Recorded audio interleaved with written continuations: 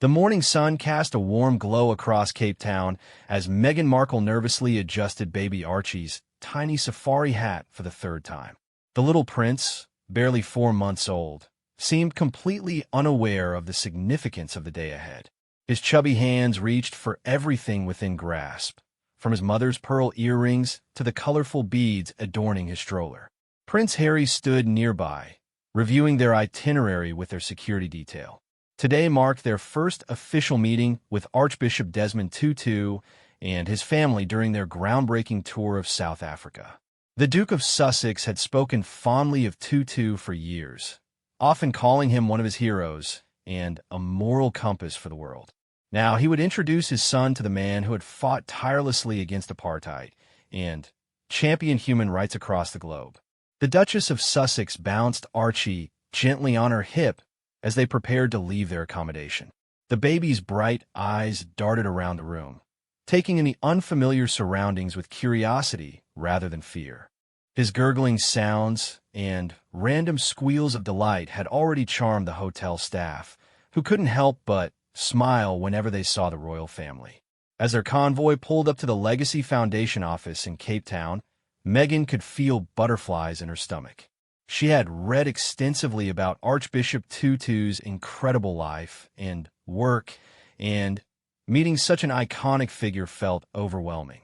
Harry reached over and squeezed her hand reassuringly, while Archie remained blissfully content, playing with a small wooden toy that had been gifted to him by local children earlier in their trip. The Foundation's modest building stood in stark contrast to the grandeur typically associated with royal visits. This was exactly what Harry and Meghan had hoped for, an authentic, meaningful encounter rather than a formal ceremonial meeting. They wanted Archie's first major public appearance to represent the values they hoped to instill in him: compassion, humility, and genuine connection with people from all walks of life. Fandika Tutu-Xash, the Archbishop's daughter, waited inside with barely contained excitement. As the executive director of the Desmond and Leah Tutu Legacy Foundation, she had met countless dignitaries and celebrities over the years. However, the prospect of meeting the young royal family, particularly baby Archie, filled her with a special kind of anticipation. She had spent the morning ensuring everything was perfect for their visit. The foundation's walls were adorned with photographs documenting her father's remarkable journey from a young teacher to one of the world's most respected moral leaders. Each image told a story of courage, faith, and unwavering commitment to justice. Fandika hoped these visual reminders of her father's legacy would create a meaningful backdrop for what she expected to be a significant moment in young Archie's life.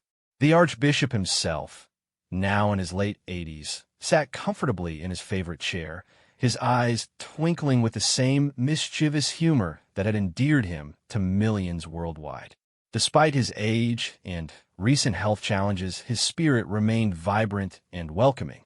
He had specifically requested to meet the baby, curious about this newest member of the British royal family who would grow up in an era so different from the one he had fought to change. Outside, crowds had gathered hoping to catch a glimpse of the royal family. Local families brought their children, many of whom had never seen royalty in person. The atmosphere was festive rather than formal, with people singing traditional South African songs and sharing stories about what this visit meant to their community. As the car doors opened and Harry emerged first, followed by Meghan carrying Archie, a gentle cheer rose from the crowd. The baby, startled by the sudden noise and attention, looked around with wide eyes before breaking into a gummy smile that melted hearts instantly. His tiny hand waved randomly in the air, which the crowd interpreted as a greeting, causing another wave of delighted laughter. Fandika stepped outside to welcome them personally, her warm smile immediately putting the nervous parents at ease. She had inherited her father's gift for making people feel comfortable, regardless of their status or background.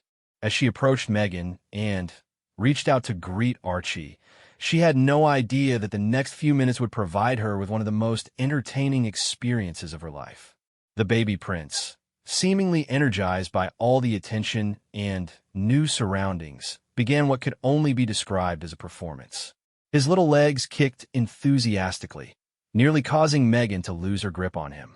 His arms flailed about with surprising coordination for such a young child, and his vocalizations grew louder and more animated by the minute.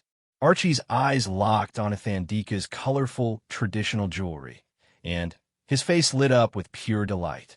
In that moment, neither the adults nor the baby could have predicted the chaos and laughter that were about to unfold inside the Foundation's walls. The stage was set for an encounter that would be remembered and retold for years to come, transforming what was meant to be a dignified diplomatic meeting into something far more precious and human. The Foundation's doors opened wide to welcome them, and as they stepped inside, Archie's adventure truly began. His busy little mind was already processing the new environment, the different faces, and the interesting objects within reach, setting the scene for the delightful antics that would soon have everyone, including the dignified Thandika Tutu doubled over with laughter. Inside the Foundation's main reception area, Archbishop Desmond Tutu rose slowly from his chair, his face beaming with genuine joy. The elderly statesman's eyes sparkled with anticipation as he caught his first glimpse of baby Archie. Thandika guided the royal family toward her father, explaining softly how much this meeting meant to him personally. Archie, perched securely in his mother's arms, surveyed his new environment with the intense curiosity that only babies possess. The room was filled with fascinating objects from his perspective. Colorful artwork on the walls, a small table with interesting shapes and textures, and, most intriguingly, an elderly man with the kindest face he had ever seen. As Megan approached the Archbishop with Archie, the baby suddenly became animated in ways that surprised even his parents. His little body wiggled with excitement, and he let out a series of enthusiastic squeals that echoed throughout the room. The Archbishop chuckled deeply, extending his weathered hands toward the energetic infant. "May I hold him?" Tutu asked gently, his voice carrying the warmth that had comforted millions during South Africa's most challenging times.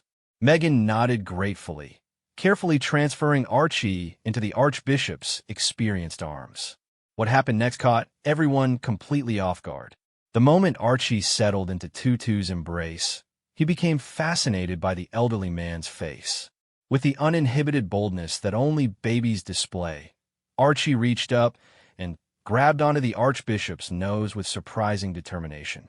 His tiny fingers explored every feature within reach, treating Tutu's dignified face like an interactive playground. Thandika watched in amazement as her father, one of the world's most respected religious leaders, dissolved into giggles while a 4-month-old baby conducted what appeared to be a thorough facial examination. Archie's exploration was methodical and determined, moving from the Archbishop's nose to his cheeks, then attempting to investigate his teeth when Tutu smiled broadly. The Archbishop's laughter was infectious, and soon everyone in the room was chuckling along. However, Archie was far from finished with his investigation. He discovered that pulling gently on Tutu's ears produced the most delightful reactions, causing the elderly man to make exaggerated expressions of surprise that only encouraged the baby's continued exploration. "He's quite the little explorer, isn't he?" Thandika commented, trying to maintain some semblance of dignity while watching her father being thoroughly examined by a baby prince. She had seen her father interact with countless children over the years, but never had she witnessed such an immediate and complete capture of his attention. Archie then noticed something that captured his imagination completely: the Archbishop's glasses. The baby's eyes widened with fascination as he reached for the shiny frames. Before anyone could intervene, small fingers had wrapped around the glasses, and, with surprising strength, Archie managed to pull them slightly askew on Tutu's face. The sight of the distinguished Archbishop with crooked glasses, still holding the triumphant baby who was clearly proud of his accomplishment, sent Thandika into fits of laughter. She tried to compose herself, remembering that this was supposed to be a formal meeting, but Archie's expression of pure satisfaction at his achievement made maintaining dignity impossible. Harry and Megan exchanged glances that mixed mortification with amusement. They had prepared for many scenarios during their South African tour, but their baby systematically dismantling one of the world's most revered religious leaders had not been among them. Yet, the Archbishop seemed to be enjoying every moment of Archie's attention. "He has very good instincts," Tutu declared, carefully straightening his glasses while keeping Archie secure in his arms. "He knows immediately who will let him get away with anything." His words sparked another round of laughter from everyone present, particularly Thandika, who recognized the truth in her father's assessment. Archie, emboldened by the positive reactions to his behavior, decided to escalate his performance. He began what could only be described as baby conversation, complete with animated gestures and a variety of sounds that seemed to follow some internal logic only he understood. His arms waved dramatically as he spoke, occasionally pointing at different people in the room as if including them in his important discourse. The Archbishop responded to Archie's babbling with the same attention he had given to world leaders and heads of state. He nodded seriously at appropriate moments, made thoughtful sounds of agreement, and even asked follow-up questions that seemed to delight the baby immensely. Their conversation became increasingly animated, with both participants fully engaged despite the significant language barrier. Thandika found herself simultaneously trying to document this extraordinary moment with her phone while struggling to control her laughter. The sight of her father having a deeply serious conversation with a baby who was responding with equal gravity struck her as both absurd and profoundly touching. During their conversation, Archie discovered another fascinating feature: the Archbishop's hearing aid. With the lightning-fast reflexes that babies possess, he managed to touch the small device before anyone could stop him. The brief feedback sound that resulted startled everyone except Archie, who appeared to believe he had discovered some sort of magical noise-making device. The baby's look of wonder and determination to recreate the interesting sound sent Thandika into fresh waves of laughter. She watched as her father patiently adjusted his hearing aid, while Archie studied his movements with scientific interest, clearly planning his next attempt to activate the fascinating gadget. "I think he's conducting his own research," Megan observed, finally relaxing enough to enjoy the spectacle her son was creating. The formal nature of the visit had completely dissolved, replaced by something far more meaningful: genuine human connection and joy. The Archbishop's patience and humor in the face of Archie's relentless curiosity impressed everyone present. Here was a man who had counseled presidents and comforted nations, treating a baby's attention as if it were the most important meeting of his day. His gentle responses to each of Archie's investigations only encouraged the baby's increasingly bold behavior. As their interaction continued, it became clear that Archie had completely charmed everyone in the room, but none more so than Thandika, whose laughter had become constant background music to the baby's performance. As the meeting progressed, Archie's energy levels seemed to multiply rather than diminish. After thoroughly investigating Archbishop Tutu's face and accessories, the baby prince set his sights on new territories to explore. His bright eyes scanned the room methodically, like a tiny general surveying a battlefield of interesting objects and potential adventures. Thandika had arranged a small photo opportunity near her father's desk, thinking it would provide a nice, controlled environment for documenting the historic meeting. However, she had not accounted for Archie's interpretation of what constituted appropriate photo session behavior. The moment Megan positioned him for the pictures, Archie transformed into what could only be described as a miniature whirlwind of activity. Instead of sitting peacefully for photos, Archie began an elaborate performance that seemed designed to test every adult's ability to maintain their composure. He discovered that certain facial expressions produced delightful reactions from the grown-ups around him, and he began cycling through his entire repertoire of looks with theatrical timing that would have impressed seasoned performers. His toothless grin appeared just as the photographer prepared to take a shot, followed immediately by a look of intense concentration that suggested he was solving complex mathematical problems in his head. Then, came the wide-eyed expression of surprise, as if he had just noticed something absolutely fascinating behind the camera that no one else could see. Thandika attempted to help direct the photo session, making silly faces and sounds to capture Archie's attention toward the camera.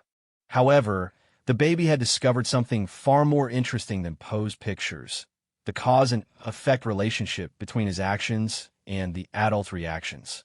Each time he did something unexpected, the room erupted in laughter, and Archie quickly realized he had tremendous power over these supposedly important people. The Archbishop, still holding Archie, found himself becoming part of the baby's experimental process. When Archie reached up and accidentally knocked off Tutu's ceremonial cap, the baby's expression of triumph was so pronounced that everyone burst into laughter again. Rather than being concerned about his displaced headwear, the Archbishop seemed delighted by Archie's obvious pride in his accomplishment. "He's quite the little politician," Tutu observed with amusement. "He knows exactly how to work a room." His comment sent Thandika into another fit of giggles as she watched Archie seemingly acknowledge the compliment with a series of enthusiastic arm waves and vocal sounds that could have been interpreted as a victory speech. The planned 15-minute photo session stretched into 30 minutes as Archie continued to provide entertainment that was far more engaging than any scripted royal interaction could have been. Every attempt to achieve a traditional, formal photograph was thwarted by the baby's determination to explore, investigate, and interact with everything and everyone within his considerable reach.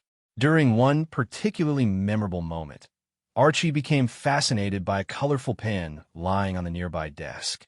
His focus on the object was so intense that he began leaning dramatically toward it while still in the Archbishop's arms, nearly causing both of them to lose their balance. Thandika rushed over to help steady them, only to find herself face-to-face with Archie, who immediately decided she looked like an excellent new target for investigation. Before Thandika could react, tiny hands had grabbed onto her traditional earrings, and Archie began examining them with the same scientific interest he had shown toward everything else. His exploration was gentle but persistent, and his expression suggested he was conducting important research that required immediate attention. "I think he's quality testing your jewelry," Harry commented, watching his son's thorough examination of Thandika's accessories.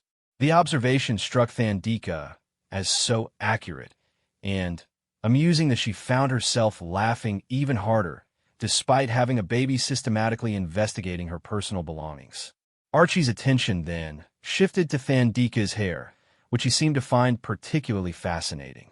His small fingers reached out to touch the different textures and styles, and his face reflected genuine curiosity about how hair could look and feel so different from his mother's. Thandika stood patiently while receiving what amounted to a complete styling consultation from a 4-month-old critic. The baby's investigation of Thandika's appearance was so thorough and his expressions so serious that the Archbishop began providing commentary as if he were narrating a nature documentary. "Here we see the young prince conducting field research," he said in mock serious tones. "Notice how he approaches each new discovery with scientific rigor." This unexpected narration sent everyone in the room into fresh waves of laughter, particularly Thandika, who was still being examined by her tiny critic. The combination of her father's commentary and Archie's intense concentration created a comedy routine that none of them could have planned or predicted. As if sensing that he had successfully entertained his audience, Archie decided to escalate his performance. He began what appeared to be an attempt at clapping, though his coordination resulted in more of a random hand-flailing motion that occasionally produced actual hand contact. Each successful clap was met with such obvious self-satisfaction that the adults couldn't help but applaud his efforts, which only encouraged him to continue his applause-seeking behavior. The sound of multiple people clapping seemed to activate something in Archie's personality that transformed him into a full-blown entertainer. He began moving his arms in elaborate gestures that resembled conducting an orchestra, complete with dramatic pauses and crescendos that seemed to follow some internal rhythm only he could hear.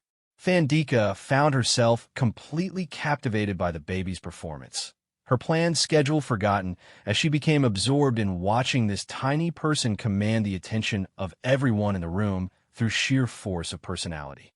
The sight of her distinguished father serving as Archie's willing stage partner only added to the surreal charm of the situation. The meeting that was supposed to showcase the royal family's commitment to serious humanitarian work had transformed into something far more valuable, a genuine moment of human connection and joy that would be remembered long after any formal discussions had been forgotten. By this point in their visit, Archie had established himself as the undisputed center of attention, and he seemed to understand his elevated status perfectly. His confidence grew with each burst of laughter he generated, and he began attempting increasingly ambitious stunts that tested both his physical capabilities and his audience's ability to maintain any semblance of formal decorum. The baby prince discovered that dropping objects produced fascinating results. When he accidentally released his small toy, the immediate attention from all the adults who rushed to retrieve it clearly indicated that this was a behavior worth repeating. What followed could only be described as Archie's systematic testing of gravity, using every object within reach as experimental equipment. Fandika watched in amazement as her carefully organized office supplies became props in Archie's physics experiments. A pin dropped from his tiny grasp landed with a satisfying clatter that made him giggle with delight.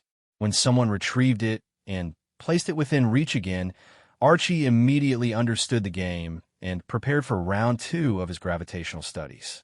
He's discovered cause and effect, Megan explained apologetically as she bent to collect another fallen item. However, her apology was unnecessary, as everyone in the room was thoroughly entertained by Archie's scientific approach to exploring his environment. The Archbishop held him securely while allowing enough freedom for the baby's experiments to continue. Fandika found herself participating in what became known as Archie's Drop and Retrieve Olympics.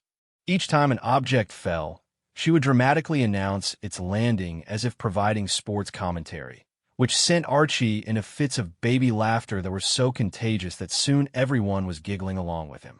The situation escalated when Archie discovered that different objects made different sounds when they hit the floor. His experimentation became more sophisticated as he seemed to develop preferences for items that produced the most interesting acoustic effects. A small wooden sculpture from Fandika's desk became his favorite because of the satisfying thunk it made upon impact. Between gravity experiments, Archie continued his social interactions with each person in the room. He had developed what appeared to be a specific communication style for each adult, using different vocal patterns and gestures that suggested he was adapting his approach based on their individual responses to his previous attempts at conversation. With Archbishop Tutu, Archie employed a series of serious-sounding babbles that seemed designed for deep theological discussion. The elderly man responded with equal gravity, creating conversations that appeared meaningful despite being completely incomprehensible to outside observers. Fandika watched this exchange with growing amusement, particularly when both participants would pause thoughtfully as if considering the profound implications of what had just been communicated. When interacting with Fandika herself, Archie adopted a more playful approach that involved elaborate facial expressions and what could only be described as attempts at comedic timing. He would build up to particular expressions with dramatic pauses, then deliver his punchline face with perfect timing that consistently center into laughter. His interactions with his parents revealed yet another aspect of his personality. With Harry and Meghan, Archie displayed a confident independence that suggested he knew he was among people who would unconditionally support his experimental behavior. He pushed boundaries with them that he didn't attempt with his new acquaintances, testing their limits with the sophisticated understanding that only children possess about parental tolerance levels. The most entertaining development occurred when Archie became fixated on the Archbishop's water glass.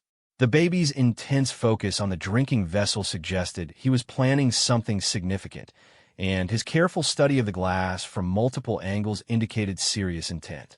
Everyone in the room watched with anticipation as Archie developed his strategy for investigating this new object. When the opportunity arose, Archie's approach to the water glass was surprisingly gentle and methodical. Instead of grabbing wildly, he carefully touched the surface, exploring the smooth texture with obvious fascination. His expression suggested he was comparing this new sensation to all the other textures he had cataloged during his comprehensive investigation of the room. Thandika realized she was witnessing something special, a baby prince conducting what amounted to a sensory research project, treating each new discovery with the seriousness of a dedicated scientist. The combination of his obvious intelligence and complete lack of social inhibitions created entertainment that was both hilarious and genuinely impressive. The afternoon light streaming through the Foundation's windows began to change, indicating that their scheduled meeting time had long since expired. However, none of the adults seemed concerned about the passing time. They had stumbled into something far more valuable than any planned discussion: authentic human connection that transcended age, status, and cultural differences. Archie's energy showed no signs of diminishing. If anything, the positive responses to his behavior had energized him further, and he began combining his various discovered skills into elaborate performances that incorporated sound effects, facial expressions, object manipulation, and audience interaction in ways that demonstrated remarkable cognitive development for such a young child. The baby's latest innovation involved what appeared to be storytelling through dramatic gestures and vocal variations. His narratives were incomprehensible to adult understanding, but his commitment to the performance was total. He used hand movements to emphasize important points in his stories, varied his vocal tones to indicate different characters or emotions, and paused at appropriate moments to gauge his audience's reaction. Thandika found herself completely absorbed in trying to follow Archie's storytelling logic, attempting to identify patterns in his performance that might reveal the plot of his narrative. The serious attention she gave to his baby stories only encouraged him to become more elaborate in his presentations, creating a feedback loop that generated increasingly sophisticated entertainment. As the visit continued beyond all reasonable time limits, it became clear that Archie had transformed what was meant to be a brief diplomatic courtesy call into an extended comedy show that none of the participants wanted to end. As their extended visit approached what everyone knew must eventually be its conclusion, Archie seemed determined to deliver a grand finale performance that would be remembered long after their departure. His energy had somehow intensified rather than diminished, as if he understood that his audience's time was limited and he needed to make every remaining moment count. The baby prince had by now completely won over every person in the room, but his effect on Thandika had been particularly profound. She had spent her professional life organizing serious meetings about important humanitarian issues, maintaining dignity and decorum even in the most challenging circumstances. Yet here she was, reduced to helpless laughter by a 4-month-old who seemed to have appointed himself as chief entertainment officer for the afternoon. Archie's final act began with what appeared to be an attempt at standing. While still securely held by Archbishop Tutu, the baby began pushing against the elderly man's arms with his legs, as if testing whether he could achieve vertical positioning through sheer determination. His expression during these attempts was one of intense concentration, as though he was tackling a complex engineering problem that required all his mental resources. The sight of tiny legs pumping with serious purpose, while Archie maintained a look of scientific focus, proved to be Thandika's undoing. She found herself laughing so hard that she had to sit down, wiping tears from her eyes while trying to catch her breath. Her father, meanwhile, provided patient support for Archie's standing experiments while offering encouraging commentary on his technique. He has very strong opinions about gravity, the Archbishop observed, struggling to maintain his own composure as Archie continued his vertical research. I think he's planning to renegotiate the terms of being earthbound. This analysis sent Thandika into fresh waves of laughter, particularly because her father delivered it with the same thoughtful tone he used for his most serious theological discussions. Archie's experimentation with standing led to the discovery that bouncing created delightful sensations and interesting reactions from his audience. What began as simple leg movements evolved into a full-body bouncing performance that seemed choreographed for maximum entertainment value. Each bounce was accompanied by vocal sound effects that suggested Archie was providing his own soundtrack to his physical performance. The bouncing exhibition was followed by Archie's most ambitious project yet, attempting to sample everything within reach through taste testing. His scientific approach to oral exploration required constant vigilance from the adults, who found themselves engaged in gentle negotiations with a baby who seemed convinced that everything in the room required personal quality assessment through his highly sophisticated palate. Fandika watched in fascination as her father engaged in serious discussions with Archie about which items were appropriate for taste testing and which required alternative investigation methods. The Archbishop's patient explanations were met with thoughtful consideration from Archie, who appeared to weigh each argument carefully before proceeding with his modified research approach. The most memorable moment of Archie's taste testing phase occurred when he became interested in investigating the flavor profile of Archbishop Tutu's hand. His approach was methodical and thorough, treating the elderly man's fingers like a sophisticated tasting menu that required careful evaluation. Tutu's patient acceptance of this process, combined with his gentle guidance about appropriate tasting techniques, created a scene so endearing that Fandika found herself wishing she could preserve the moment forever. As the afternoon sun began to cast longer shadows through the foundation's windows, everyone in the room seemed reluctant to acknowledge that this magical encounter would soon need to end. Archie, perhaps sensing the changing mood, launched into what could only be described as his farewell tour of the room, demanding to be carried to each person and location for final investigations. His goodbye routine included return visits to all his favorite objects and people, as if he was ensuring he hadn't missed any important details during his initial explorations. Each stop on his farewell tour was conducted with the thoroughness of a quality inspector completing a final assessment before approving a major project. Fandika received special attention during Archie's goodbye tour. The baby seemed to understand that she had been his most appreciative audience member, and he reserved his most elaborate performance pieces for their final interaction. His goodbye to her included a combination of all his discovered skills: dramatic gestures, varied vocalizations, facial expressions, and what appeared to be an attempt at a formal bow that nearly resulted in him toppling out his father's arms. When it came time for the official goodbye photos, Archie surprised everyone by suddenly becoming cooperative and photogenic, as if he understood that documentation of this historic meeting was important. However, his version of appropriate photo behavior included expressions and poses that were so charmingly unconventional that the resulting pictures captured far more personality and genuine emotion than any traditional royal portrait could have achieved. The final group photo became a symbol of everything wonderful about their encounter. Instead of stiff, formal positioning, the image showed Archbishop Tutu beaming with joy while holding a baby who was clearly in the middle of an animated conversation. Fandika appeared mid-laugh, caught in a moment of pure delight that perfectly captured her afternoon experience. Harry and Meghan stood nearby, their expressions showing pride mixed with amazement at their son's performance. As the royal family prepared to leave, Archie seemed determined to extract maximum farewell attention from each person. His goodbyes were elaborate affairs that involved extended eye contact, special vocal presentations, and gesture sequences that appeared to convey important final messages that only he understood. Each person received a personalized goodbye performance that felt like a gift from the tiny entertainer. Fandika found herself genuinely sad to see Archie leave, realizing that she had just experienced one of the most joyful afternoons of her life. The baby who had arrived as part of a formal diplomatic visit was departing as a friend who had transformed an ordinary day into an extraordinary memory.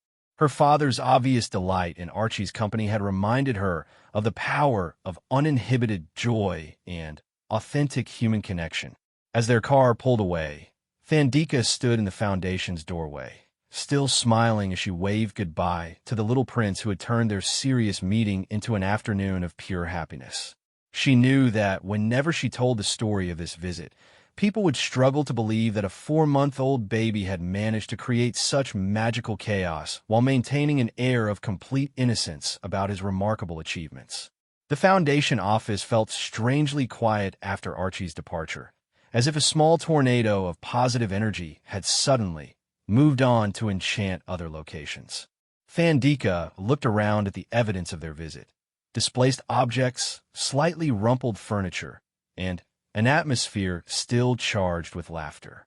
She realized that baby Archie had given her something precious, a reminder that the most important moments in life often arrive disguised as delightful interruptions to our carefully planned schedules.